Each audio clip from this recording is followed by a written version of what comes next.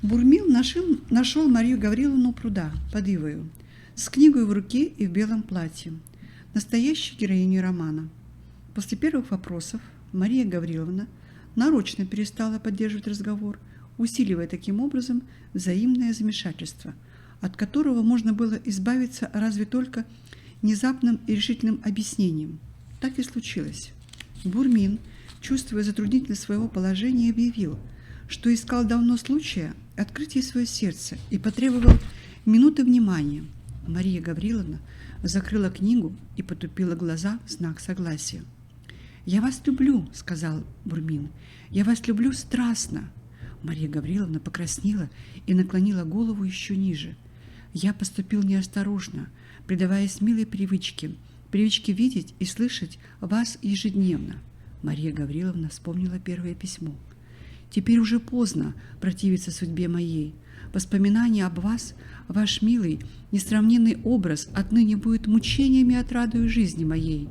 Но мне еще остается исполнить тяжелую обязанность – открыть вам ужасную тайну и положить между нами непреодолимую преграду». «Она всегда существовала», – прервалась с живостью Мария Гавриловна. «Я никогда не могла быть вашей женою». «Знаю», — отвечал он ей тихо, — «знаю, что некогда вы любили, но смерть и 3 года сетований...»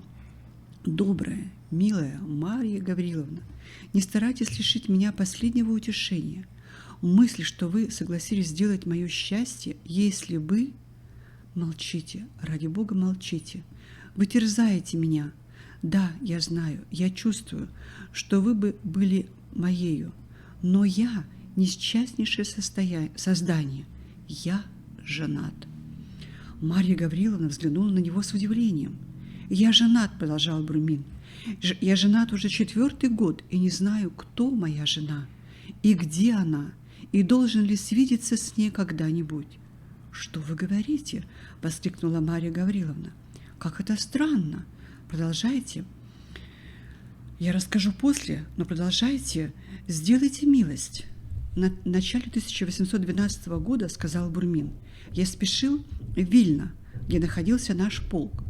Приехав однажды на станцию поздно вечером, я велел было поскорее закладывать лошадей, как вдруг поднялась ужасная метель, и смотритель, и ямщики советовали мне переждать, и я их послушался, но непонятное беспокойство овладело мною.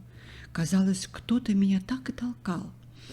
Между тем метель не унималась, и я не вытерпел, приказал опять закладывать и поехал в самую бурю. Ямщику вздумалось ехать рекою, что должно было сократить нам путь 3 верстами. Берега были занесены. Ямщик проехал мимо того места, где выезжали на дорогу, и таким образом очутились мы в незнакомой стороне. Буря не утихала. Я увидел огонек и велел ехать туда. Мы приехали в деревню. В деревянной церкви был огонь. Церковь была отворена. За оградой стояло несколько саней. По паперти ходили люди.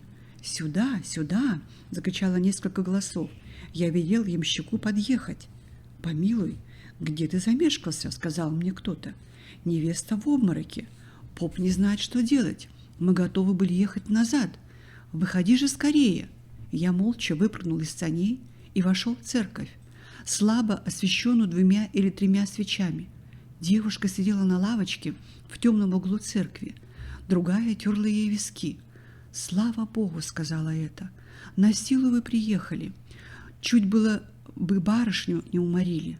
Старый священник подошел ко мне с вопросом: «Прикажете начинать?» «Начинайте, начинайте, батюшка», — ответил я рассеянно. Девушку подняли. Она показалась мне не дурна. Непонятная, непростительная ветреность. Я встал подле нее перед налоем. Священник торопился. 3 мужчин и горничная поддерживали невесту и заняты были только ею. Нас обвенчали. «Поцелуйтесь», — сказали нам.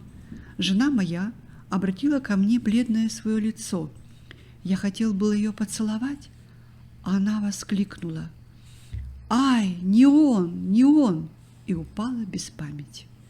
Свидетели устремили на меня испуганные глаза. Я повернулся, вышел из церкви и безо всякого препятствия бросился в кибитку и закричал: «Пошел!» «Боже мой!» – закричала Марья Гавриловна. «И вы не знаете, что сделали с бедной вашей женою?»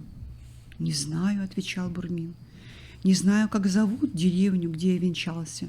Не помню, с которой станции поехал. В то время я так мало полагал важности преступной моей проказе, что, отъехав от церкви, заснул и проснулся на другой день поутру на третьей уже станции. Слуга, бывший тогда со мною, умер в походе, так что я не имею и надежды отыскать ту, над которой подшутил я так жестоко и которая теперь так жестоко отмщена». «Боже мой! Боже мой!» – сказала Мария Гавриловна, схватив его руку. «Так это были вы? И вы не узнаете меня?» Бурмин побледнел и бросился к ее ногам.